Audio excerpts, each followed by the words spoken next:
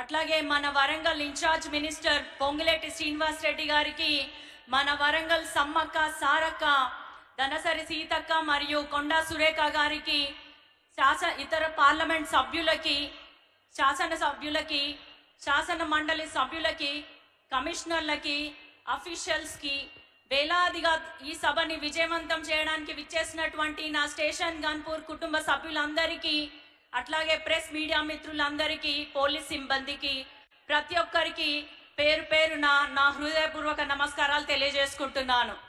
రేవంత్ రెడ్డి గారికి 2029లో రాహుల్ గాంధీ గారిని ఎట్లాగైనా ప్రధానమంత్రిని చేయాలన్న ఉద్దేశంతో రాహుల్ గాంధీ గారు ఏదైతే పార్లమెంట్లో కులగణనను నేను చేసి తీరుతాను అన్న మాటని నిలబెట్టడానికి మన రాష్ట్రంలో సాహసోపేతంగా బీసీ కులగణనను చేపట్టినారు.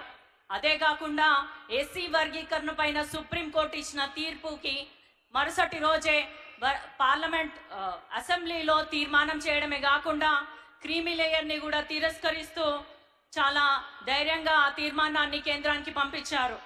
ఇంకొకటి, మన రైతు రుణమాఫీ దాదాపు 21,000 కోట్లతోటి రైతు రుణమాఫీ చేయడమే కాకుండా 22 లక్షల మంది రైతులకి లబ్ధి చేకూరే విధంగా రైతుల సంక్షేమం ఒక కాంగ్రెస్ పార్టీ ప్రభుత్వంగా ఏర్పడితే ఎలా ఉంటుందో చేసి చూపెడుతూ తెలంగాణ మోడల్ని దేశానికి పరిచయం చేస్తున్నారు. బూటకపు గుజరాత్ మోడల్ కాకుండా తెలంగాణ మోడలే మన దేశానికి కావాలి అని నిరూపిస్తూ ఎన్నో సాహసోపేతమైన నిర్ణయాలు తీసుకుంటున్న రేవంత్ రెడ్డి గారికి హృదయపూర్వకమైన అభినందనలు తెలియజేస్తున్నాను. మన తెలంగాణకి వస్తే విద్య, వైద్యం, వ్యవసాయం, విద్యుత్ ఇట్లా అనేక రంగాలలో మరియు పిల్లలు, మహిళలు, వృద్ధులు, యువతకి ప్రతి ఒక్క రంగాన్ని కూడా, ప్రతి ఒక్క వర్గాన్ని కూడా అభివృద్ధి పదంలో ముందుకు తీసుకెళ్ళాలి అన్న ఉద్దేశంతో అహర్నిశలు కష్టపడుతున్నారు.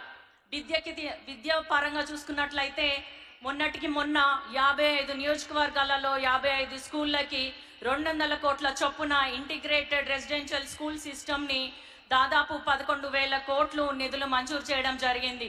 మన యువతకి వచ్చినట్లయితే గత 10 ఏళ్లలో ఎటువంటి ఉద్యోగ సౌకర్యాలు లేకపోయినా, ఉద్యోగ అవకాశాలు ఇవ్వకపోయినా కేవలం సంవత్సరంన్నర కాలంలో దాదాపు 55,000 ఉద్యోగాలు భర్తీ చేయడం జరిగింది. ఈ విధంగా ఇందిరా మహిళా శక్తి మహిళల్ని లక్షాధికారులుగా, కోటీశ్వరులుగా చేయాలన్న ఉద్దేశంతో ఇందిరా మహిళా శక్తి పథకాన్ని కూడా చాలా వేగవంతంగా తీసుకొస్తున్నారు. మహిళల అభ్యున్నతితోటి దేశం బాగుపడుతుంది, రాష్ట్రం బాగుపడుతుంది అన్న సదుద్దేశంతో ఈ కార్యక్రమాన్ని చేపట్టినారు. ఇక వరంగల్ విషయానికి వస్తే, వరంగల్ అంటే రేవంత్ అన్నకి ప్రత్యేకమైన ప్రేమ, అభిమానం. మనకి ఎన్నో ఏళ్లుగా కళ్ళగా మిగిలిపోయినటువంటి మామ్నూర్ ఎయిర్పోర్ట్ కోసం కేంద్రం దగ్గర పోరాడి, కేంద్రం దగ్గర అనేక సార్లు కేంద్ర మంత్రులను కలిసి ఒత్తిడి తీసుకొచ్చి జిఎంఆర్ సంస్థ ఏదైతే 150 కిలోమీటర్ల మేర ఇంకో ఎయిర్పోర్ట్ ఇయ్యము అని పట్టుబట్టి కూర్చున్నా కూడా ఆ నిబంధనని సడలించి మన కోసం ఎయిర్పోర్ట్ తీసుకొచ్చారు. కేవలం మామ్నూర్ ఎయిర్పోర్ట్ అంటే ఎయిర్పోర్ట్ గానే కాకుండా ఒక షాపింగ్ కాంప్లెక్స్, పిల్లల కోసం ఒక పార్క్, ఇట్లా చూసుకున్నట్టయితే అదొక పర్యాటక కేంద్రంగా వరంగల్లో మామ్నూర్ ఎయిర్పోర్ట్ని అభివృద్ధి చేయాలన్న సంకల్పంతో ఆయన ఉన్నారు. మనందరికీ తెలిసినది, రాష్ట్ర విభజన చట్టం హామీ ప్రకారం మనకి కోచ్ ఫ్యాక్టరీ రావాలి. కానీ ఎన్నోసార్లు కేంద్రం మొండికేసినా కూడా అన్నిసార్లు కూడా ఢిల్లీకి వెళ్ళి ఒత్తిడి తీసుకొచ్చి మన కోసం కోచ్ ఫ్యాక్టరీ తీసుకొచ్చారు. రానున్న రోజులలో కాజ్పేట్ డివిజన్గా కూడా రావాలని, నేను ఆయన గారు చొరవ తీసుకోవాలని ప్రత్యేకంగా సీఎం రేవంత్ రెడ్డి గారిని విజ్ఞప్తి చేసుకుంటున్నాను. ఇట్లా చూసుకున్నట్లయితే మన వరంగల్ని క్లీన్ అండ్ గ్రీన్ సిటీగా ఉంచడానికి అండర్ గ్రౌండ్ డ్రైనేజ్ సిస్టమ్కి గాను 4,500 కోట్లు నిధులు మంజూరు చేయడం జరిగింది.